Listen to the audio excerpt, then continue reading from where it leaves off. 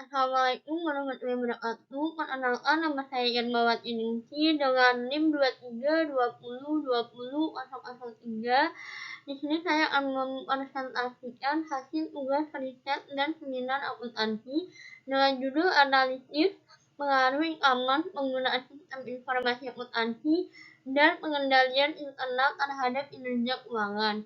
Di sini kita bahas latar belakangnya dulu. Menurut penelitian Usuma et al. 2022, pengaruh literasi keuangan terhadap kinerja UMKM yaitu bisa mendukung pelaku UMKM dalam mengoptimalkan alur keuangannya dengan tepat dengan tujuan sebagai tolak ukur UMKM untuk mengerti serta menerapkan dengan baik. Menurut penelitian Rusdi 2022, pelaku UMKM dapat memahami literasi keuangan dengan baik dan detail, maka pelaku UMKM bisa memberikan keputusan perihal keuangan di usahanya tersebut dan memahami keuangannya yang baik dapat membantu UMKM menyusun laporan keuangan yang diperlukan dalam kinerja keuangan.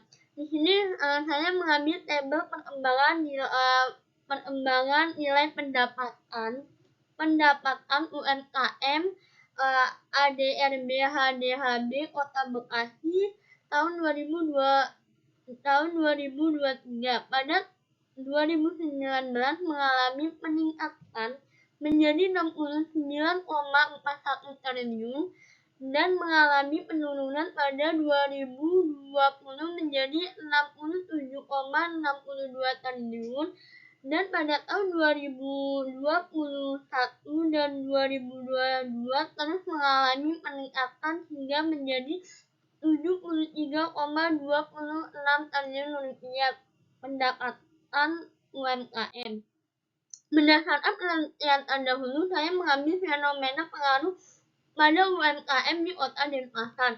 Menurut penelitian Purnata Suaradika 2019, e-commerce itu sangat berpengaruh positif.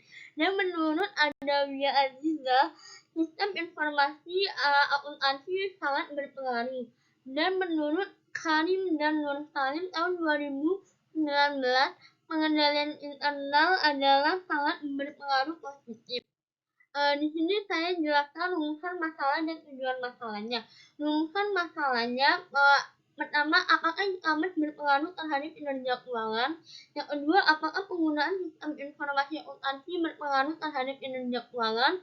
Yang ketiga, apakah e-commerce dan sistem informasi akuntansi dan pengendalian internal sangat berpengaruh terhadap kinerja keuangan?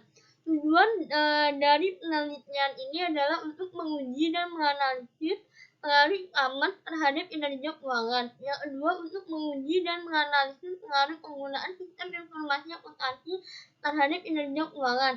Yang ketiga, untuk menguji dan menganalisis pengaruh e-commerce, sistem informasi akuntansi, pengendalian internal akuntansi terhadap kinerja keuangan. Di sini saya jelaskan manfaat penelitiannya. Pertama, manfaat teoris. Penelitian ini meyakini harapannya mampu meningkatkan wawasan serta ilmu mahasiswa guna mengimplementasikan teori yang diajarkan selama perkuliahan di dunia nyata, utamanya terkait pengaruh dari e-commerce, penanaman sistem informasi akuntansi, serta pengendalian internal pada performa keuangan perusahaan. Manfaat praktisnya adalah harapannya mampu memberi sumbangsi gagasan untuk pelaku UMKM di Kota Bekasi untuk senantiasa melakukan kegiatan yang inovatif agar dapat meningkatkan kinerja keuangan perusahaan. Di sini tinjauan ada tinjauan UKK-nya. Pertama, kinerja keuangan menurut Fahmi Isnat dan Ayu tahun 2017. Yang kedua ada e-commerce menurut OECD, Kuswiratmo dan Simarta tahun 2016. Yang ketiga ada penggunaan sistem informasi akuntansi menurut Nanda dan Ramla tahun 2019. Yang Keempat, ada pengendalian internal menurut organisasi DOKPI 2020 in Badara Institute tahun 2014.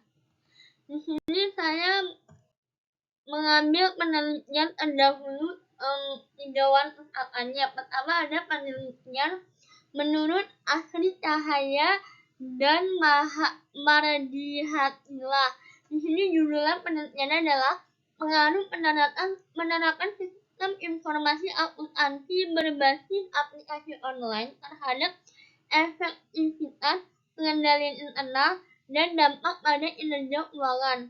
Studi pada UMKM kedai kopi Kamsana Kota Bandung.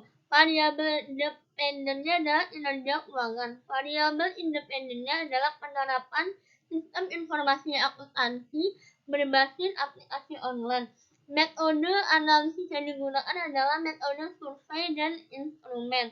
Hasil dari penelitian ini adalah aplikasi online cenderung rendah atau dalam kategori tidak baik, sedangkan manusianya berpengaruh positif dan signifikan.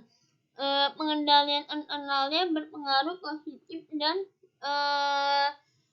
sangat signifikan.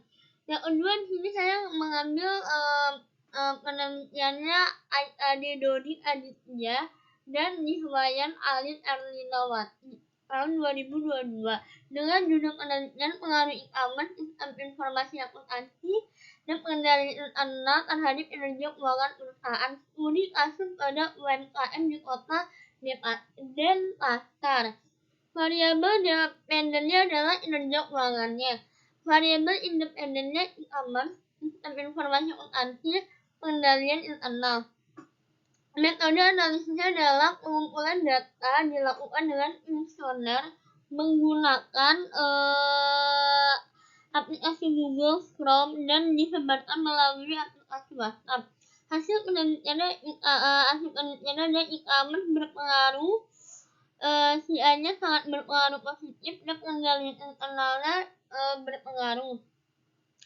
Yang ketiga, saya mengambil penelitiannya Fitria Widianita Yarisma Rati Milati Ilham dengan judul pengaruh sistem informasi akuntansi terhadap kinerja perusahaan pada PT Transmarga dengan dependennya kinerja keuangan perusahaan. Metodenya adalah menggunakan purpose sampling. Dan hasil penelitiannya maka dapat disimpulkan bahwa sistem informasi akuntansi sangat berpengaruh. Yang kedua, ada hipotesis penelitian.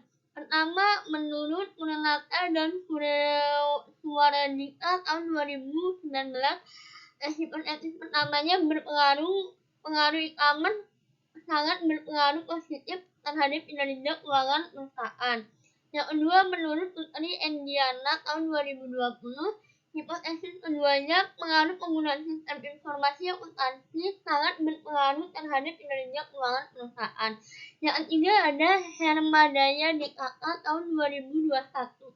Hipotesis ketiganya adalah pengaruh pengendalian internal sangat berpengaruh positif terhadap kinerja keuangan perusahaan. Di sini ada kerangka pemikiran. Pertama, e-commerce X1 sangat berpositif terhadap kinerja keuangan. Yang kedua, penggunaan sistem informasi akuntansi X2-nya sangat berpengaruh terhadap kinerja keuangan. Yang ketiga, ada pengendalian internal X3 sangat berpengaruh terhadap kinerja keuangan. Di sini kami menjelaskan metode penelitian. Pertama, ada variabel dan pengukurannya. Pertama, menggunakan uji instrumen penelitian. Yang kedua, ada uji asumsi klasik dengan metode uji normalitas, uji multikolinialitas, uji heteroskedasitas. Yang ketiga, ada analisis regresi linier berganda persamaan regresinya dengan rumus Y sama dengan A tambah B1 X1 plus BX2 X2 tambah B3 X3. Yang keempat ada uji kelayakan model dan koefisien determinasi. Yang keempat ada uji hipotesisnya. Yang kelima, metode penelitian. Pertama, populasinya adalah menggunakan seluruh UMKM yang terdapat di Kota Bekasi. Saya dapat mengambil dari Bekasi Kota Go.id. Sampelnya menggunakan contoh sampling. Kriteria sampelnya adalah pertama UMKM yang tercatat pada Dinas Koperasi dan UMKM. Yang kedua, UMKM yang menerapkan e-commerce sebagai media usahanya minimal 1 bulan. Penggunaan data dan jenis sumber datanya. Pengumpulan datanya dengan metode studi pustaka dokumentasi. Jenis sumber data yang digunakan adalah data-data sekunder dengan website masing-masing daerah.